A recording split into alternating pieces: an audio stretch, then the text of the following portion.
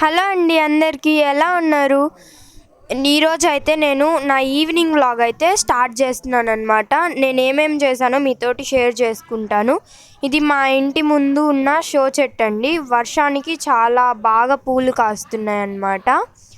చాలా కలర్ఫుల్గా ఉంది కదండి. ఇదైతే చాలా బాగా గోడకి పాకుతుందన్నమాట. నెక్స్ట్ అయితే కిచెన్లోకి వచ్చేద్దాం. ఈరోజు అయితే నేను సేమియా పాయసం మా పాప కోసం చేస్తున్నాను. మా పాప చేయమని అడిగింది.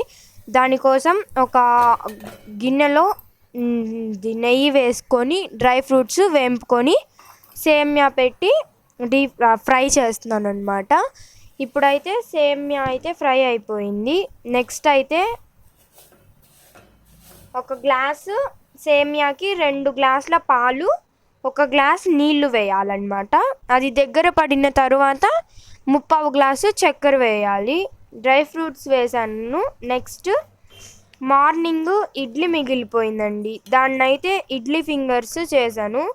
వీటిని ముక్కలుగా కోసి ఆయిల్లో వేసి వేంపాలి. గోల్డెన్ బ్రౌన్ కలర్ వచ్చే వరకు వేయించాలి. ఇదైతే చాలా క్రిస్పీగా ఉంటాయన్నమాట. మామూలుగా ఈవినింగ్కి స్నాక్స్ ఈ రైనీ సీజన్లో బాగుంటాయి. సేమియా అయితే ఉడికిపోయింది. చక్కెర వేసి కలుపుకుంటున్నాను అనమాట. నెక్స్ట్ అది చక్కెర కరిగిపోయిన తర్వాత మనం వేంపుకున్న డ్రై ఫ్రూట్స్ ఉన్నాయి కదా, అవి వేసి కలుపుకున్నాను. నెక్స్ట్ అయితే డీప్ ఫ్రై చేసుకోవడానికి ఆయిల్ అయితే హీట్ అయిపోయిందనమాట. మనం కోసి పెట్టుకున్న ఇడ్లీలు అయితే వేసేసి నీట్గా గోల్డెన్ బ్రౌన్ కలర్లో వచ్చేదాకా వేపమని చెప్పాను కదా, మా అయితే నీట్గా వేగిపోయాయి. ఇలా ఒక ప్లేట్లోకి సర్వ్ చేసుకొని మనం కరివేపాకు కారం ఉంటుంది కదా, అది వేసుకొని స్ప్రింకిల్ చేసి కొంచెము తిన్నామంటే చాలా బాగుంటుందన్నమాట.